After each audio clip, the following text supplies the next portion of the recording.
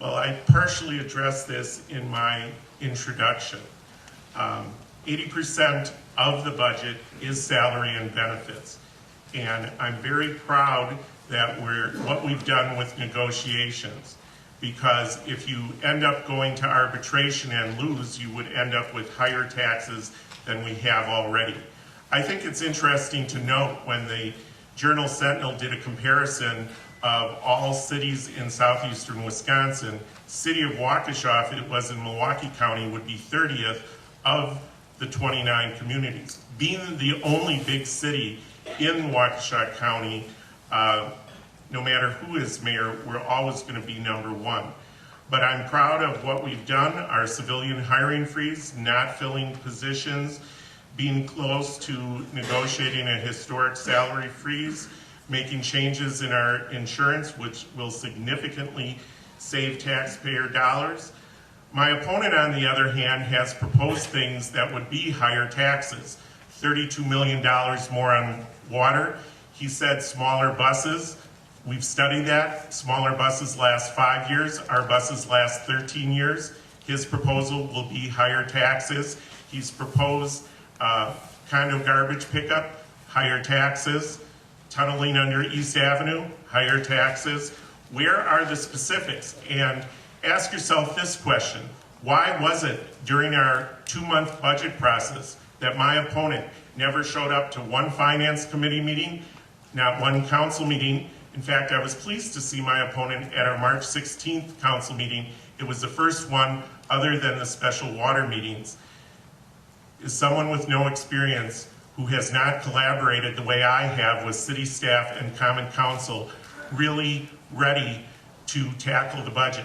He has said that I raised your taxes. I don't have that power. The common council, only if you get a majority of the common council, that's the only way to make cuts.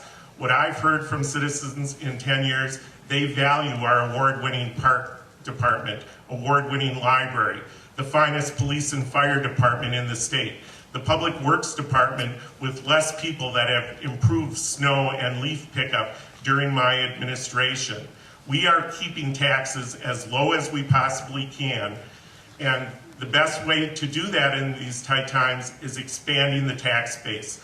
Life Care Hospital, that TIF added $23 million more to the tax roll. Shops at Fox River will add $55 million to the tax base when that TIF is concluded. We are a role model for how to use TIFs for economic development, expand our tax base. We have national businesses that have never come here before that are now in Waukesha. Okay, Mr. Scrima, 3 minutes for the same question. Okay, thank you.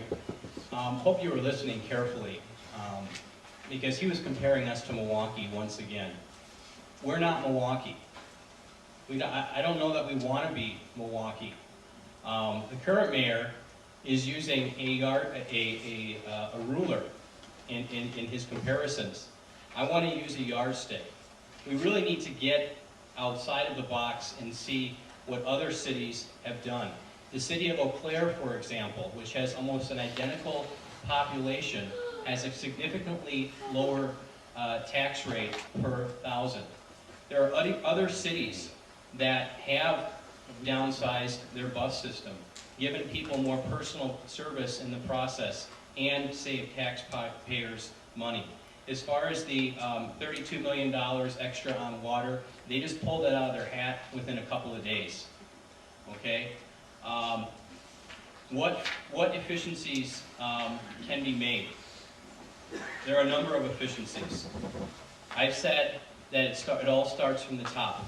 I will serve as full-time mayor and give half of my pay back to the community.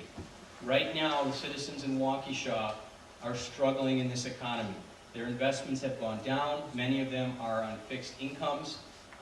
Unfortunately, many people are unemployed. We can do a much better job than what has been done. I bring a different perspective as a business owner. I've learned that if times get tough, I can't just raise my prices. I have to figure it out. And I'm going to bring that same mindset to City Hall. You know, if things get tough in the economy, the city cannot just continue to raise taxes.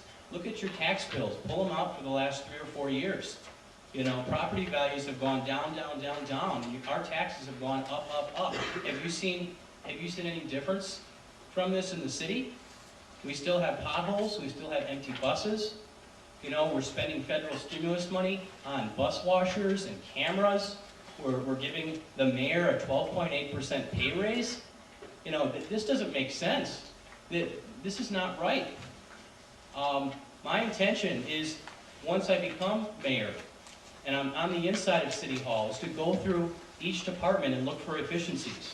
And I suspect that what I'll find is that some departments are probably running very efficiently. Matter of fact, they may need some help. And I also suspect that other departments may not be carrying their own weight, and there are probably efficiencies to be found. I've also been hosting a number of open coffee shops the last month. And one thing I found very interesting is that I've had a number of city employees that have come in, seasoned city employees that live in the city, that have said, Jeff, we can show you, we can tell you where the efficiencies can be found, and they can be found. Thank you.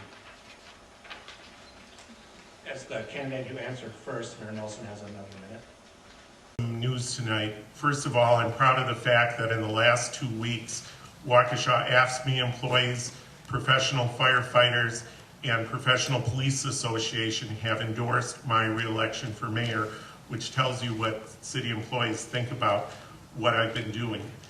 But today I was given permission to share something that has been confidential for 6 months. City staff and I have been working with a local manufacturer to expand its manufacturing facility in the city of Waukesha. We're currently negotiating tax incremental financial support to support that expansion of that business, increase the tax base for the city. It would add up to 100 jobs in the near term, and eventually more jobs beyond that. These jobs are skilled manufacturing, engineering, and other business support positions. We hope to be able to discuss further details in the near future as the project moves forward. This will greatly help our community and our tax base.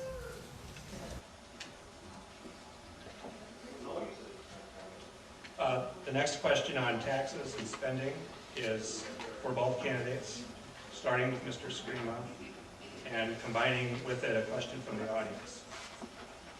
Do you support putting big ticket items to a referendum, either binding or advisory? If yes, what would that threshold be? And a specific question from the audience, should a 3,400 seat stadium in Frame Park be proposed again? Should this be put to a binding referendum of the community? And first up is Mr. Scrima. Yes. We need to have open, honest, accountable local government. Whenever a large amount of money is involved that the citizens have to pay, the issue should be thoroughly looked at, should be looked at every which way. And we need to take the time necessary, however long it takes, to listen to and address citizen concerns. Regarding Frame Park, my perception was that there were a lot of unanswered questions in the last proposal. You had issues from some of the family members of the park founders. You had questions raised by some of the donors to the rebuilding of Frame Park, which were, their opinions were simply disregarded, which I don't believe was appropriate. There were infrastructure problems. There was not adequate parking. The architectural details on what they wanted to build, I think, was questionable. Not to mention the fact of the question, is it right to subsidize a private business on public parkland? I am all for bringing in new businesses and new entertainment venues to our city. I love baseball. I love the arts. However, in the case of Frame Park, I don't believe it was appropriately handled.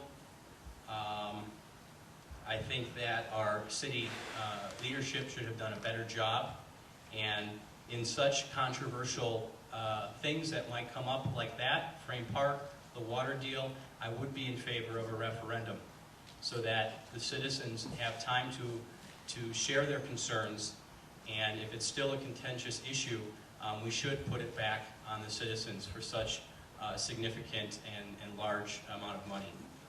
Thank you.